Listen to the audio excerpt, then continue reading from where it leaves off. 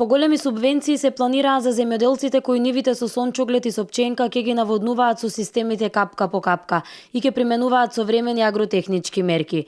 Средствата се зголемени за 3 пати, а обезбедени се повеќе од 15 милиони денари. Земјоделците ќе може да аплицираат од 15 февруари до 31 март годинава. Еден од клучните фактори за подобрување на земјоделското растително производство ќе биде воведувањето на нови ефикасни методи за наводнување на земјоделските површини, велат од Министерството за земјоделство, шумарство и водостопанство. Инвестициите во нова опрема за наводнување ќе бидат следени со соодветни упатства за примена на агротехнички мерки, кои треба да овозможат максимални приноси и приходи од земјоделските површини. За поголема примена на ваквите инвестиции за културите кај кои е докажано влијанието на наводнувањето, се планира зголемена финансиска поддршка, односно 12.000 денари по хектар. Оваа мерка за прв пат се воведе пред 2 години, а од минатата година истата беше проширена на сончогледот и сите фуражни растенија.